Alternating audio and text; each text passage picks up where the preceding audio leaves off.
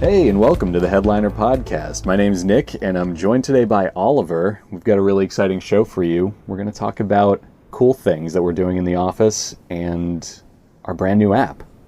That's right. We're talking about the mobile app. Mm-hmm. Before we get into it, Nicholas, what kind of phone do you have? I see it over there. I actually can't tell the difference between Android and iPhones anymore. Yeah, neither can I. Mean, my old man wallet case doesn't help. Doesn't help. I think you have an Android. Yes. I have an iPhone. Okay. And so when we're talking about the app, we're talking about the same app, right? It's the same on both, so it doesn't matter which device we're on. It doesn't matter. They are completely identical, basically. All right.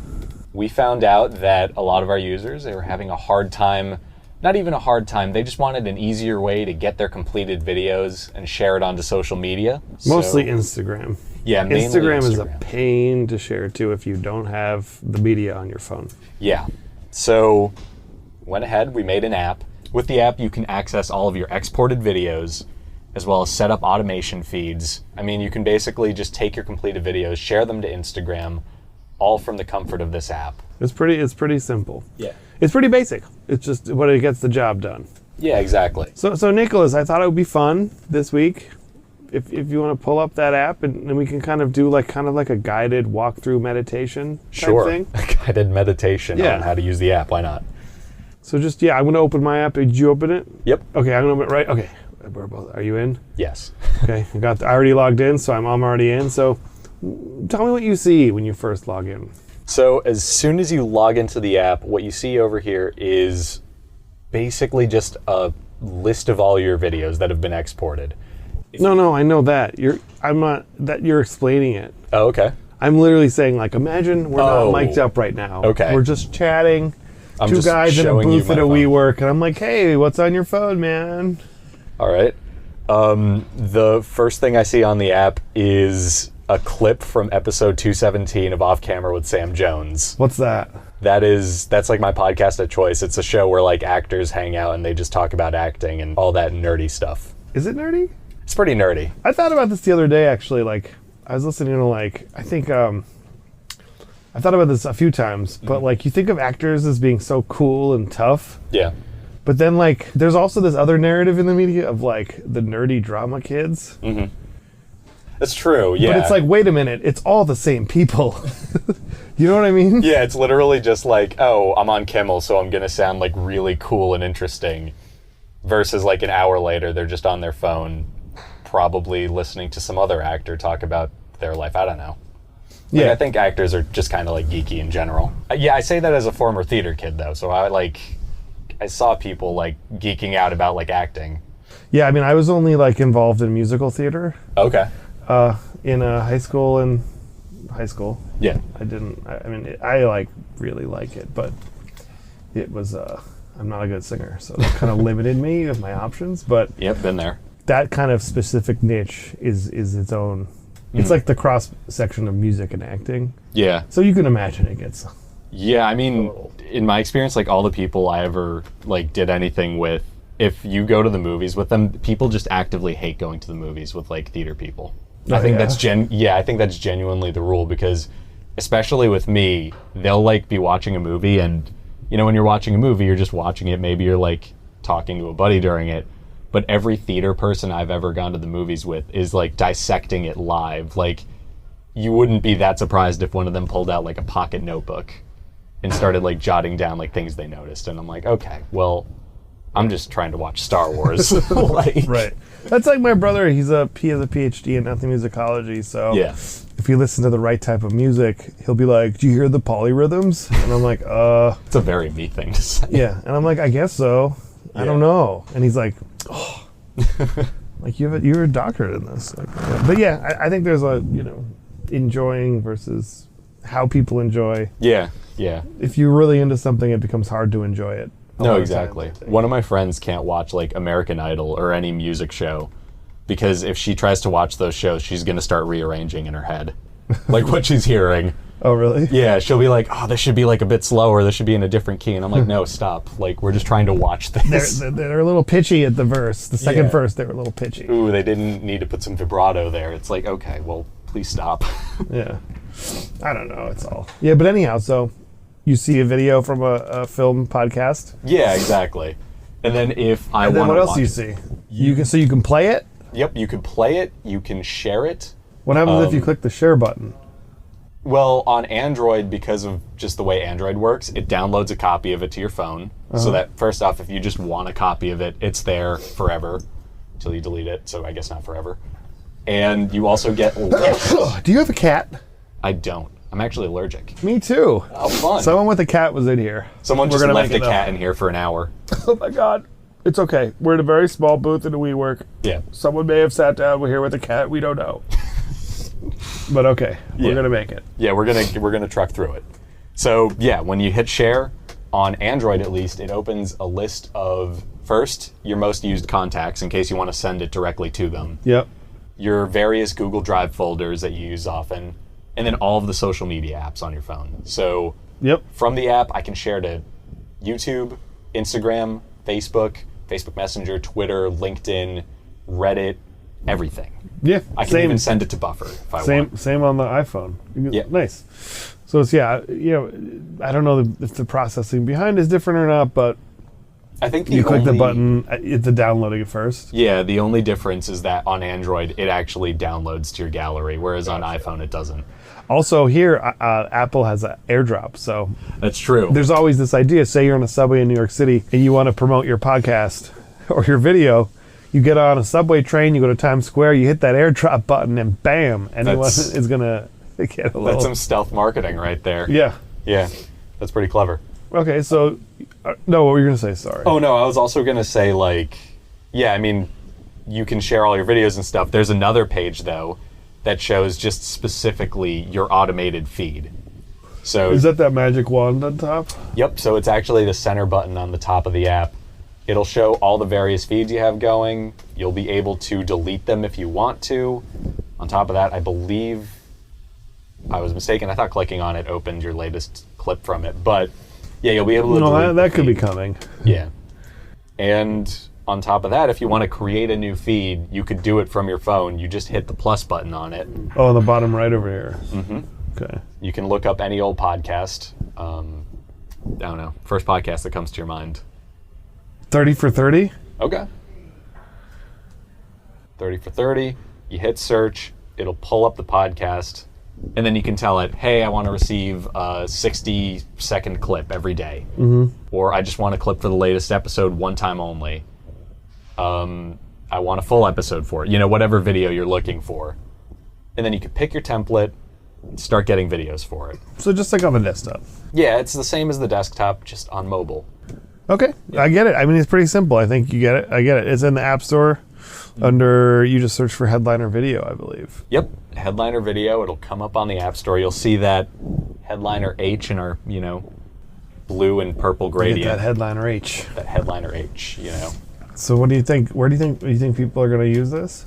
Yeah, I think so. I've noticed, so I do support here. Obviously when people have questions or need help, they usually just email me or right into our support. Right. So we've actually noticed that a lot of people are using the app already, and people who have in the past had trouble sharing, especially from an iPhone, we've written back to them with the app and they're like, this is exactly what I need. I just literally open this app and my clip goes to Instagram now. Right. So it's kind of like the perfect solution. Once you finish making your videos on desktop, you open your phone. You don't have to worry about turning on AirDrop. You don't have to remember to Google Drive something to yourself or get an email. It's just the app. So it's easy. Yeah, super easy. On top of that, that's it. That's the app in a nutshell. So I have another question for you. Okay. What's the weirdest thing you use your phone for? Weirdest thing I use my... it's not that weird. It's just very on brand for me. Yeah. How's that for... I'm treading lightly here. Yeah. No, the weirdest thing I use my phone for is actually just video stuff. Yeah. So obviously I'm a huge film geek, but I don't want to carry around a DSLR everywhere I go. But I also don't want to sacrifice customizable video. So I have a different app called Filmic Pro, and what it does is it basically turns your cell phone camera into a DSLR. It gives you manual focus. It gives you all of these settings that nobody notices except for me. and it also shoots. Well, what's an example of like a setting that nobody would notice? Because I don't understand how this stuff works that much, but I have taken a few photography classes. Okay. So like shutter speed and stuff. Is it actually changing the shutter speed? Yeah. Like it really adjusts the shutter of the camera? It is really changed. Well, I mean, digital cameras don't have shutters, but yeah, it's doing... Okay. It's like treating the footage so that it has like the look. Of a shutter. Wait. Slow down. There's no shutter on a digital camera. Because there's a sensor instead. So the sensor... I always thought for some reason, I don't know much about cameras, obviously. Yeah. So the shutter is the device that... opens and closes when you take a picture of it. For those of you listening, I just snapped my hands. I'll put in a little snap sound. Yeah. Yeah. So it's the little thing that like comes down. In a pinhole camera, for example, the shutter would be just like the piece of paper you put over the pinhole. Yeah, exactly. Right? Okay. So a sensor is, it's just like, it's always, is the camera just always putting stuff... If the sensor is kind of like, does the sensor have a shutter that just accepts the information onto the sensor chip, or like? I don't know the technical side of it that much. I actually literally skimmed an article that explained it like a week ago, and I still don't know it. But it's something like the refresh rate on the sensor is your quote-unquote shutter speed. That's like the fast explanation of it. So it allows you to customize that, and the way that changes your footage is if you have a really fast shutter, you won't have motion blur when you're like filming video and someone's moving their hand. Right. That's how they do like slow motion. If you have a really slow shutter, you do get motion blur. And then for people who are really into film, they typically want double their frame rate as their shutter speed. So like with this app, I'm able to film things with a 1/48th shutter, which is what film is shot in. Oh, okay. So then you can do awesome slow-mo from your phone? Yeah, if I want to do slow-mo, I have the ability to. Just all this really like minute stuff that when you put it together makes something look like a movie. Gotcha. It also films footage flat, which is like the rule in filmmaking. So basically, when you use like a film camera or anything digital these days, they film an image that is super boring. There is like next to no color on it. There's no contrast. It's flat. And then when they put it on a computer, because it was a flat image, there's a lot of data in there. Right. It's like shooting RAW, kind of. Yeah, it's the same principle. Just taking it. It's like taking in all the. It's like kind of like saying that. The way I always understood that is like, tell me if this is right. You're just telling the camera like, take everything in. Yeah. And then later we'll like have the actual settings. Exactly. So you're kind of, as the photographer, you're just capturing the actual framing of it and not worrying about anything else. Yeah, you're not worrying about the lighting too much. You're not, you're just catching all the data so that you can use it later if you need to.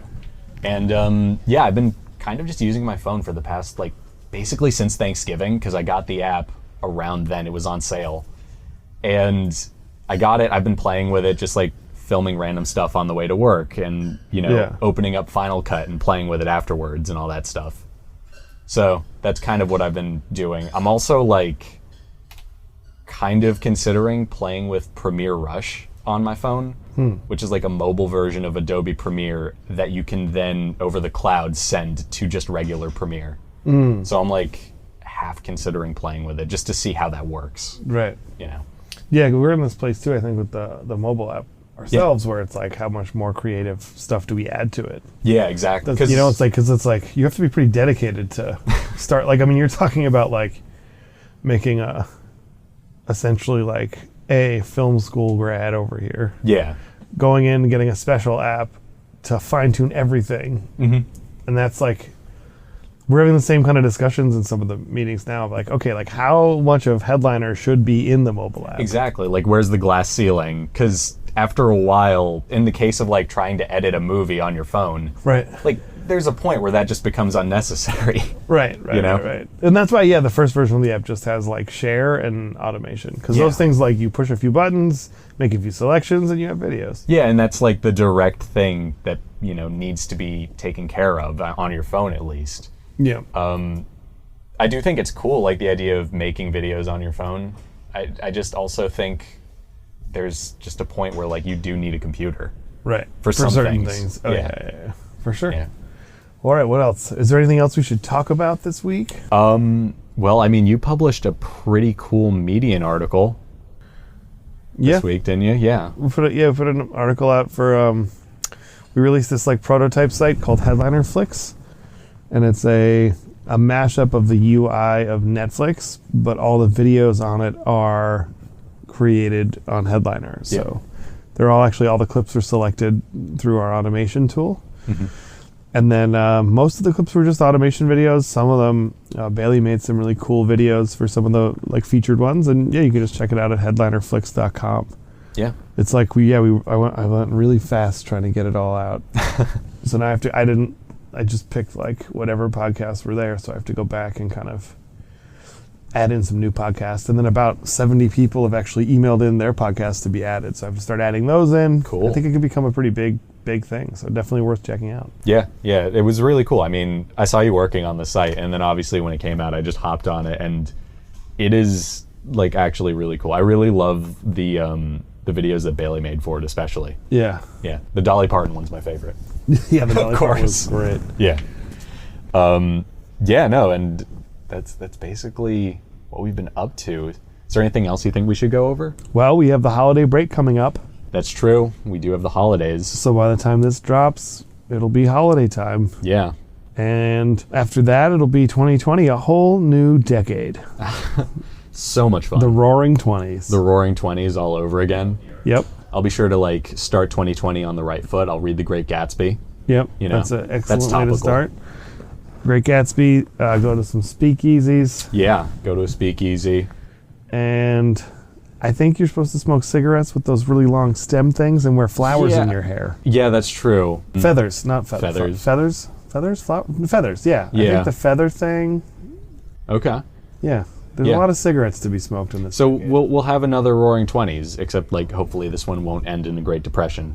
Well, we'll see. Yeah, I mean, but it might start with one. It's 10 years before another one presumably happens to us. Yeah. So 9 years in a couple days. Yeah, 9 years in a couple days, right?